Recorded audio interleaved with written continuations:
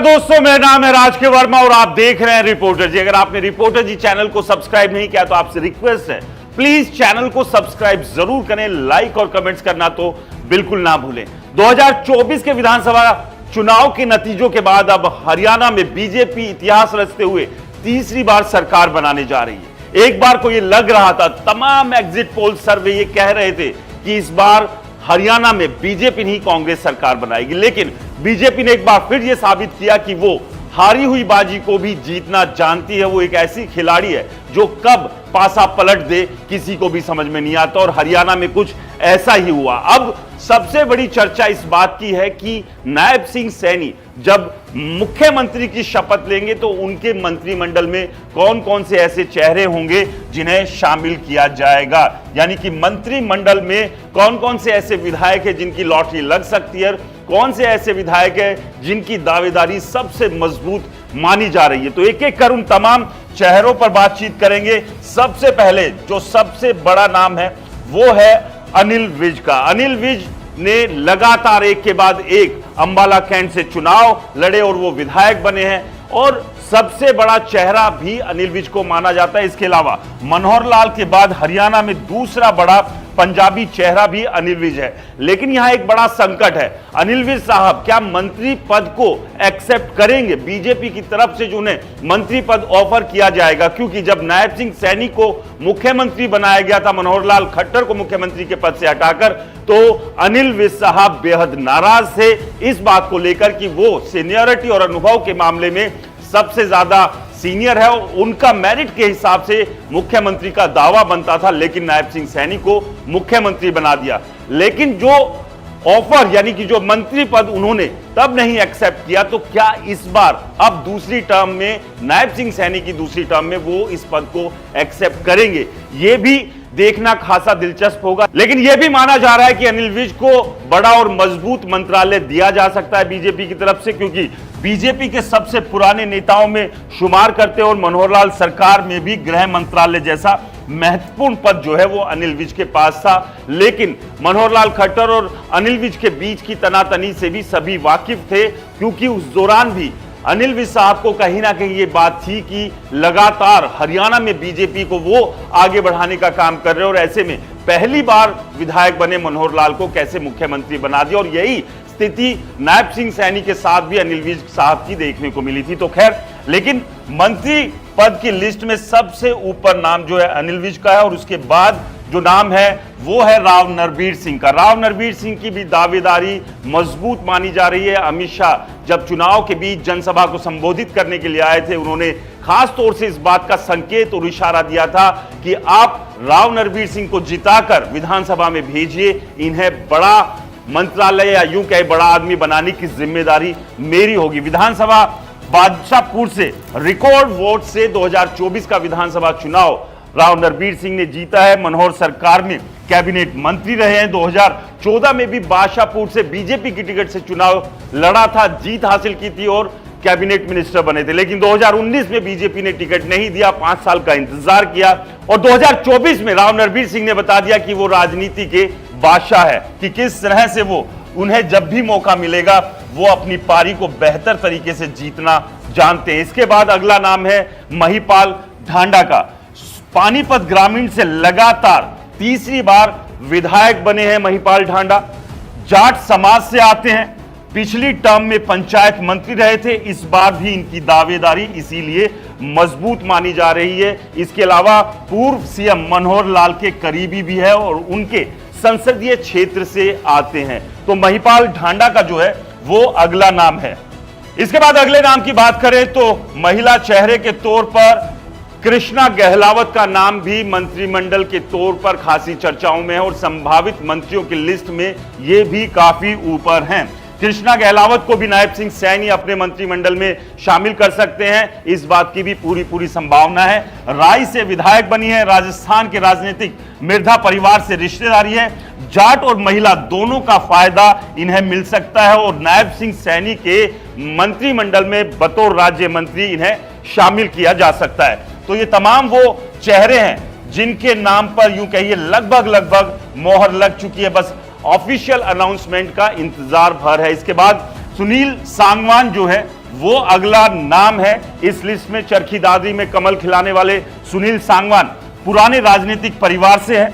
पिता सतपाल सांगवान पूर्व मंत्री रहे हैं। और खास बात, राम रहीम को 6 बार पैरोल देने के मामले में चर्चाओं में आए थे। दादरी की दोनों सीटों पर इस बार बीजेपी जीतने में कामयाब रही है। तो सुनील सांगवान का नाम भी मंत्रियों की लिस्ट में शामिल करने को लेकर चर्चाओं में है। इनकी दावेदारी भी खासी मजबूत मानी जा रही है कि इन्हें भी नायब सिंह सैनी के मंत्रिमंडल में शामिल किया जा सकता है। इसके बाद अगला नाम है अरविंद शर्मा का।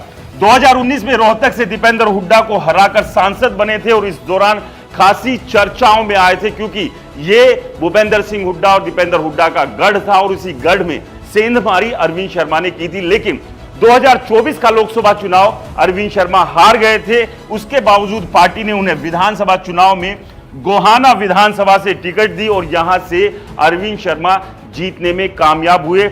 अमित शाह के नजदीकी रहे हैं। सोनीपत जिले से मंत्री इन्हें बनाया जा सकता है। तो अरविंद शर्मा के नाम पर भी खासी चर्चा है और इनका नाम भी बताया जा रहा है कि करीब करीब लिस्ट में शामिल कर दिया गया। इसके बाद है मुकेश शर्मा।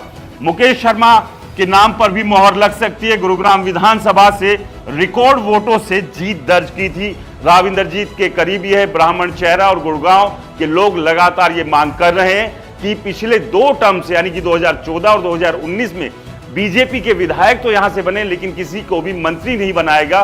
2024 में अब जो विधायक चुनकर उन्होंने दिया है उसे मंत्री बनाए ताकि वो मजबूती से काम कर सके, क्योंकि बहुत सारी दिक्कतें परेशानी गुड़गांव विधानसभा में है। इसके बाद अगला नाम है विपुल गोयल का।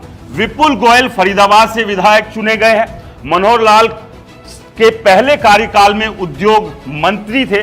कैबिनेट मंत्री के रूप में काम करने का अच्छा अनुभव है। गृह मंत्री अमित शाह और केंद्रीय मंत्री कृष्णपाल गुर्जर के करीबी है। 2019 में मनोहर लाल खट्टर से जो चर्चाएं हैं, खटपट की वजह से इनकी टिकट कट गई थी, लेकिन इस बार बीजेपी ने सबक लेते हुए उन तमाम बड़े चेहरों को 2024 के विधानसभा चुनाव में टिकट दी जिनके 2019 में काट दी थी।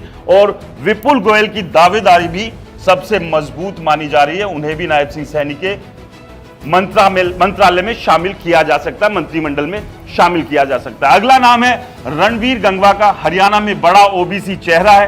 कुम्हार समाज से आते हैं। हरियाणा में ओबीसी वर्ग को साधने का काम इन्होंने किया है।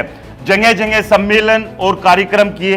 बरवाला से पहली बार कमल खिलाया। मनोहर लाल और नायब सिंह सरकार में डिप्टी स्पीकर के पद पर रहे। और आपको बता दें कि डिप्टी स्पीकर हरियाणा के इतिहास में जब जब जो विधायक बना है वो अगले टर्म में जीता नहीं है, यानी कि उसे हार का मुंह देखना पड़ा है अब तक का, इनसे पहले का जो इतिहास रहा है। लेकिन रणवीर गंगवा ने डिप्टी स्पीकर्स के सर के ऊपर जो श्राप था हार का, उसे खत्म करने का काम किया है। और अब ये माना जा सकता है कि अब जो भी डिप्टी स्पीकर बनेगा उसे जरूरी नहीं है कि हार का सामना करना पड़े। इसके बाद अगला नाम है हरविंदर कल्याण का।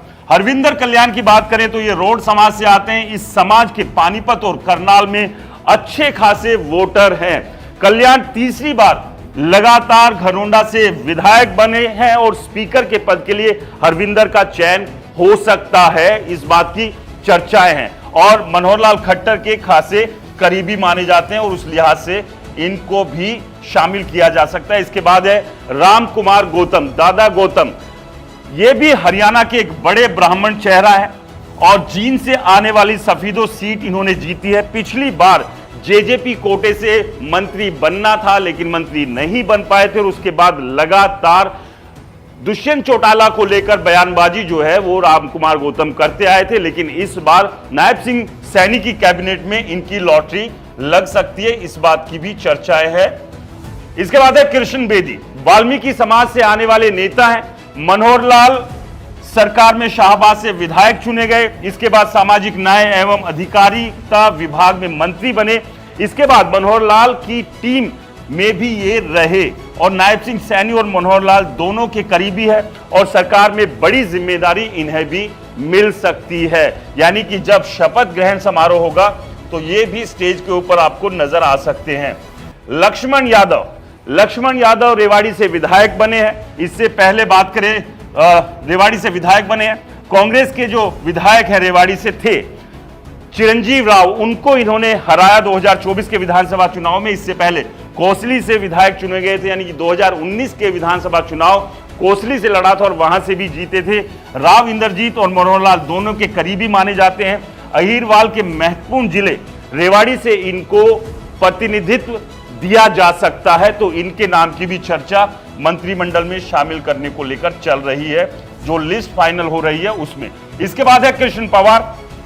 दलित समाज से आने वाले दूसरे बड़े नेता जो है वो कृष्ण पवार है। राज्यसभा सांसद के पद से इस्तीफा देकर पानीपत की इसराना विधानसभा से विधायक का चुनाव लड़ा और जीते।